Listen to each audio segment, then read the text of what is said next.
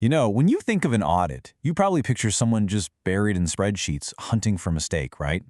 But what if I told you that the most important, the most critical part of an entire audit happens way before a single number even gets checked?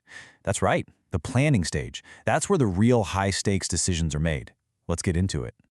So let's just start with a question to get you thinking. What do you think is the single most dangerous, maybe even career-defining decision an auditor ever has to make? Is it, I don't know, catching some massive fraud? Or maybe signing off on a super complex financial report? Well, the answer might actually surprise you. It's not about finding a mistake. Nope. The riskiest moment is right there at the very beginning. It's the decision to simply say yes and agree to take on a new client. Absolutely everything hinges on that one little word. So why is that one yes so incredibly loaded with risk? Well, because a bad client isn't just a headache. A bad client can literally drag an audit firm into massive legal battles, completely destroy its reputation, and you know what? It can lead to a totally failed audit. So the planning and acceptance phase, it isn't just paperwork. It is the firm's absolute first line of defense. And that leads us right to the first step, investigating the potential client. I mean, before any contracts are even thought about, the audit firm has to basically act like a detective. They have to perform some serious due diligence to figure out who they're really about to get into business with.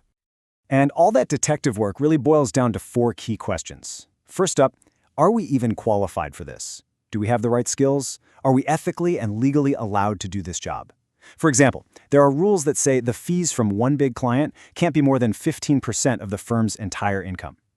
Number 2, do we have the resources? The right people, enough time, the specific expertise? Third, is management trustworthy?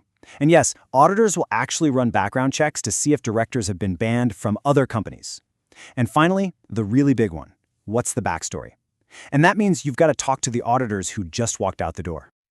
And I'm telling you, this last point is completely non-negotiable. It is a professional requirement to communicate with the previous auditor.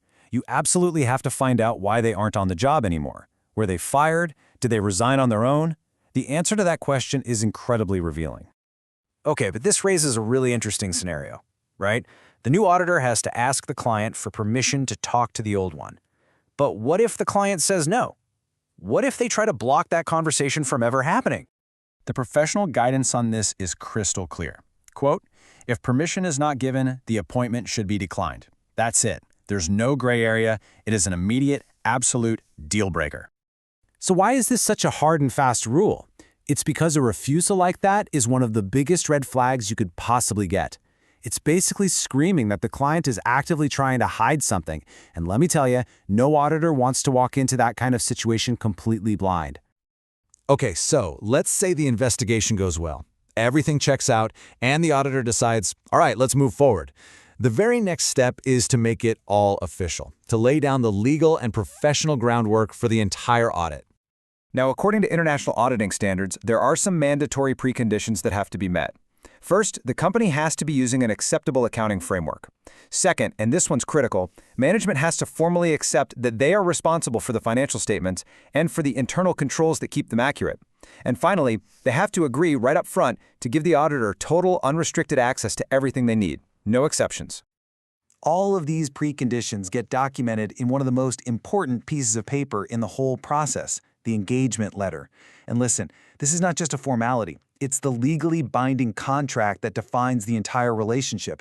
It's what prevents huge misunderstandings down the line. So, what's actually inside this crucial contract? Well, it clearly separates who's responsible for what. Management prepares the statements, the auditor audits them.